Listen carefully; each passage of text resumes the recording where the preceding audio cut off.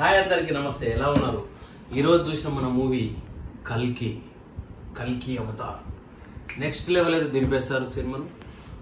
ఇప్పుడు ఉన్న అది జనరేషన్కి అనుగుణంగా ఉన్న 150 నిమిషాల సినిమా అయితే ఏదైతుందో ప్రతి ఒక్కరు కూడా ఎంజాయ్ చేయొచ్చు సినిమాని.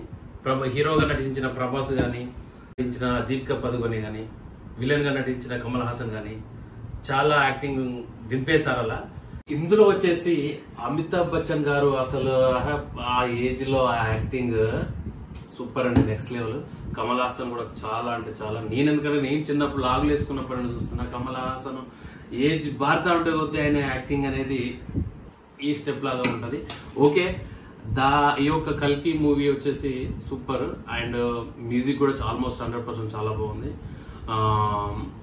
మన ఫ్యామిలీతో సహా చూడాల్సినటువంటి మూవీ ఇప్పుడు ప్రస్తుతానికి ఉన్న జనరేషన్లలో. నెక్స్ట్ ఫ్యూచర్ లో కూడా అమితాబ్ బచ్చన్ అంత లెవెల్ గా ప్రభాస్ వెళ్ళిపోవడానికి ఒక ప్లస్ పాయింట్ గా కూడా చెప్పుకోవచ్చు. దీంట్లో భావితరాలకు మన భగవద్గీత ఏం చెప్పబోతుంది అనేది ఈ సినిమా చూస్తే అర్థమైపోతుంది. ఎందుకు లేని వాళ్ళు కూడా ఈ భగవద్గీత గురించి తెలుసుకునేటువంటి చిన్న సెంటెన్సెస్ అనేది అయితే మనకు కనిపించేస్తాయి సినిమాలో. ఓకేనా? మరి నాగ అశ్విన్ గారు తీసిన మహానటి సినిమా ఏదైతుందో సేమ్ డైరెక్టర్ తీసిన కల్కి.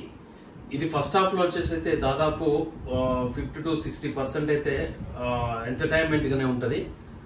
ఎడిటింగ్ కానీ, బ్యాక్గ్రౌండ్ కానీ, సినిమా వ్యూ కానీ 50 to 60% బాగుంటది. సెకండ్ హాఫ్ లో మటుకు మనం మొత్తానికి మూవీలోకి లీనమైపోతాము. మధ్యలో ఆర్జీవి అండ్ రాజమౌళి కూడా వస్తూ ఉంటారు, మీరు చూడొచ్చు. దాంట్లో 80 to 90% మనం లీనమైపోతాం సెకండ్ హాఫ్ లో. చాలా అంటే చాలా బాగుంటది.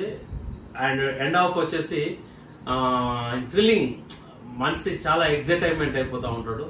ఓకే, ఇది సెకండ్ హాఫ్ వచ్చేసి ఏంటంటే కల్కి 2 అనేది మీతో పాటు చూద్దాము. Okay, bye friends.